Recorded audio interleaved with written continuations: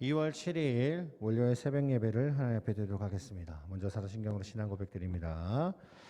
전능하사 천지를 만드신 하나님 아버지를 내가 믿사오며 그 외아들 우리 주 예수 그리스도를 믿사오니 이는 성령으로 잉태하사 동정녀 마리아에게 나시고 본디오 빌라도에게 고난을 받으사 십자가에 못 박혀 죽으시고 장사한 지 사흘 만에 죽은 자 가운데서 다시 살아나시며 하늘에 오르사 전능하신 하나님 우편에 앉아 계시다가 저희로서 산자와 죽은 자를 심판하러 오시리라. 성령을 믿사오며 거룩한 공회와 성도와 서로 교통하는 것과 죄를 사하여 주시는 것과 다시 사는 것과 영원히 사는 것을 믿사옵나이다. 아멘. 자, 오늘 이 새벽에 보실 말씀입니다. 오늘 이 새벽에 보실 말씀은요, 창세기 42장 21절에서 44장 12절까지의 말씀입니다. 창세기 42장 21절에서 44장 12절까지의 말씀입니다. 먼저 말씀 읽고 돌아오도록 하겠습니다. 정지 버튼 눌러주세요.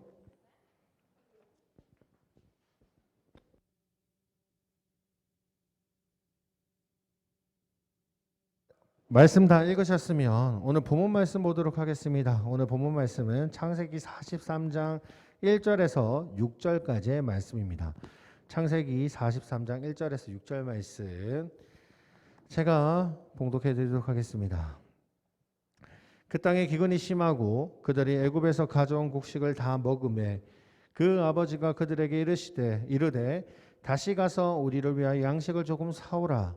유다가 아버지에게 말하여 이르되 그 사람이 우리에게 엄히 경고하여 이르되 너희 아우가 너희와 함께 오지 아니하면 너희가 내 얼굴을 보지 못하리라 하였으니 아버지께서 우리 아우를 우리와 함께 보내시면 우리가 내려가서 아버지를 위하여 양식을 사려니와 아버지께서 만일 그를 보내지 아니하시면 우리는 내려가지 아니하리니 그 사람이 우리에게 말하기를 너희 아우가 너희와 함께 오지 아니하면 너희가 내 얼굴을 보지 못하리라 하였음이니라. 이스라엘이 이르되 너희가 어찌하여 너희에게 또 다른 아우가 있다고 그 사람에게 말하여 나를 괴롭게 하였느냐. 아멘. 자, 오늘 말씀을 통해서 나를 던지는 믿음이라는 말씀 주제로 나누고자 합니다. 우리는 가끔 하나님께서 우리를 궁지로 몰아가시는 경험들을 하게 됩니다. 아주 가끔 우리를 절벽에 밀어 넣으시는 그 하나님의 냉정함도 보게 되지요. 그러나 분명한 사실은 그 절벽에서 새로운 삶이 시작이 됩니다. 그 궁지에서 새로운 길을 열어주는 하나님을 만나게 되는 것이죠. 오늘 야곱의 가족처럼 말입니다.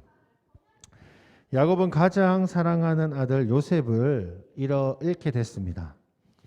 이제 기근으로 인해서 이제 양식을 사러 간 시므온이 이집트에 갇혀 있게 되었지요. 이집트의 총리는 야곱의 자녀들을 정탐꾼으로 생각하고 그들을 정직함을 요구하게 됩니다. 그리고 막내 아우 베냐민의 얼굴을 볼 수 있게 해달라고 요구를 하죠. 어쩌면 야곱은 막내 베냐민을 잃을 수도 있는 상황이었습니다. 그뿐만 아니라 아들들 모두도 잃어버릴 수 있었지요. 하지만 늘 그렇듯이 야곱은 자신의 생각과 경험과 묘수를 통해서 이 위기를 돌파하려고 합니다. 그래서 그를 잠시 이 문제에서 회피하려 하죠. 회피는 절대 사실 문제를 해결할 수 있는 바른 태도가 아님에도 불구하고 말이죠. 유다는 아버지의 이런 태도를 지적하며 이렇게 말합니다. 10절 말씀에 보면 우리가 지체하지 아니하였더라면 벌써 2번 갔다 왔으리이다.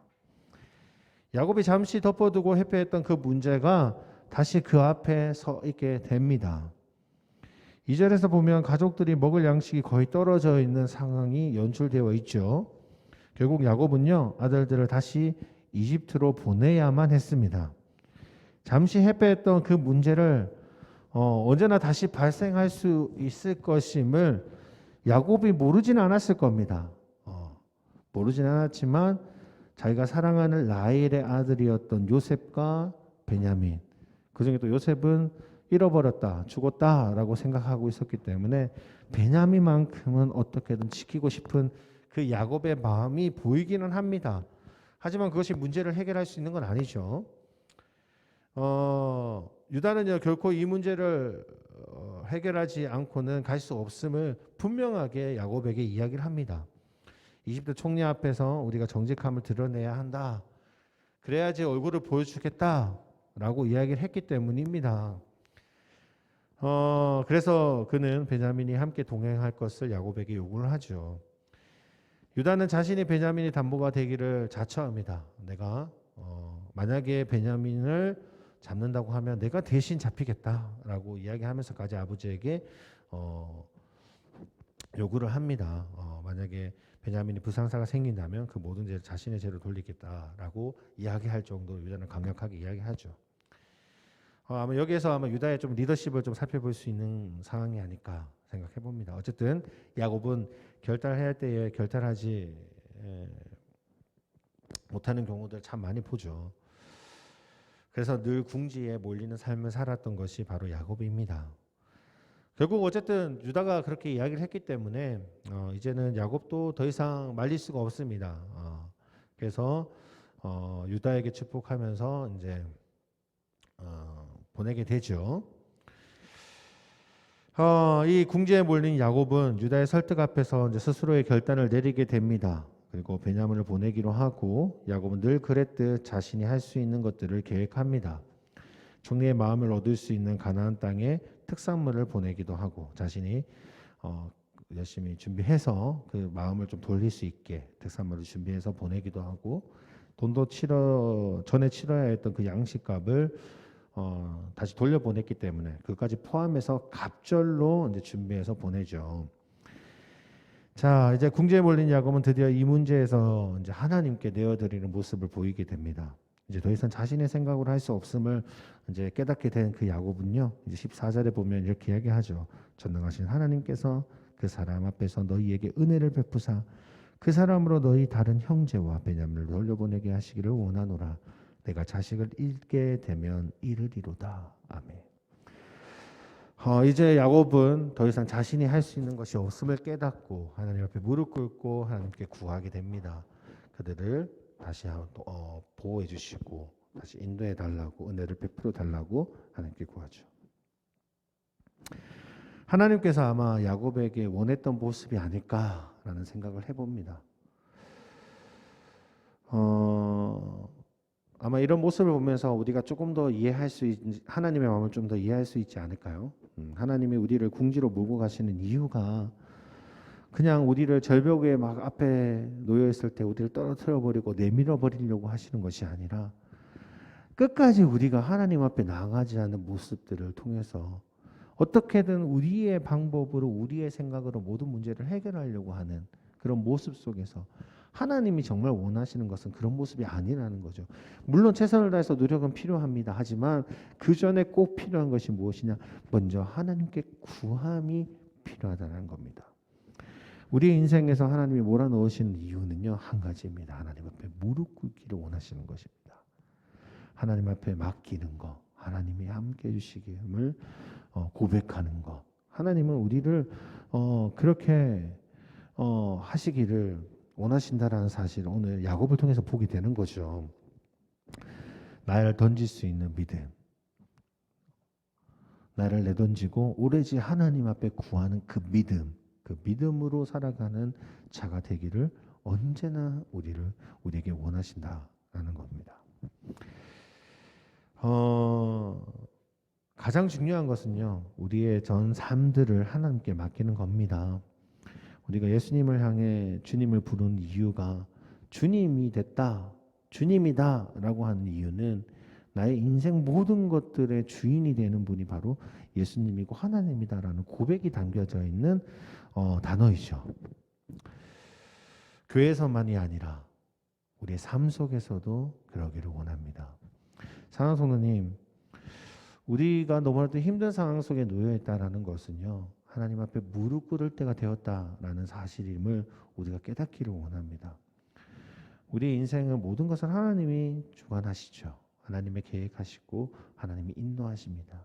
그 계획 속에서 우리가 어떻게 살아가느냐가 너무너무 중요할 텐데 우리의 인생을 우리의 마음대로 살아갈 수도 있습니다. 분명. 하지만 정말 하나님의 백성이라면 우리가 주님이라고 고백하며 살아가는 하나님의 자녀라면 내 인생이 하나님 것임을 고백해야 되지 않겠습니까? 내 인생은 내 마음대로 하지만 주님을 믿을 거야. 그것은 어불성설입니다. 하나님의 말씀 안에서 우리가 살아갈 때 하나님의 백성이 될 수 있고 하나님의 인도하심을 우리가 고백할 때에 우리의 인생은 완성될 수 있습니다. 사랑하는 성도님, 오늘 하루는요 야곱이 보였던 그 모습 속에서 결국은 하나님 앞에 무릎 꿇고 있는 그 야곱의 모습을 통해서 우리가 기억해야 될 것은 우리 똑같이 야곱처럼 궁지에 몰렸을 때 하나님 앞에 무릎 꿇는 것이 아니라 우선 하나님 앞에 바라고 하나님 앞에 구하고 하나님이 주시는 은혜와 하나님이 주시는 계획과 하나님의 함께 하심을 먼저 구하고 그 일들을 감당할 수 있는 믿음의 자녀들이 되기를 원합니다. 오늘 하루도 그렇게 살아가시고요. 하나님 그렇게 살았을 때 얼마나 큰 은혜와 축복이 임하는지를 체험할 수 있는 오늘 하루가 되시기를 소원합니다. 기도하겠습니다.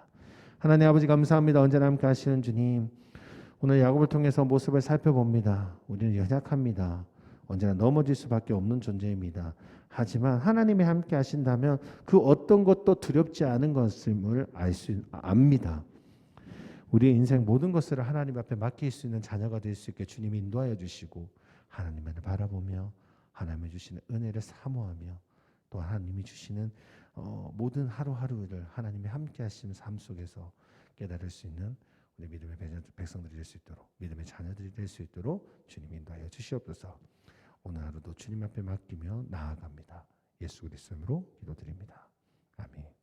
하늘에 계신 우리 아버지여, 이름이 거룩히 여김을 받으시오며 나라의 마옵시오며 뜻이 하늘에서 이룬 것 같이 땅에서도 이루어지리다. 오늘날 우리에게 일용할 양식을 주옵시고 우리가 우리에게 죄 지은 자를 사하여 준 것 같이 우리의 죄를 사하여 주옵시고 우리를 시험에 들게 하지 마옵시며 다만 악에서 구하옵소서. 대개 나라와 권세와 영광이 아버지께 영원히 싸움나이다.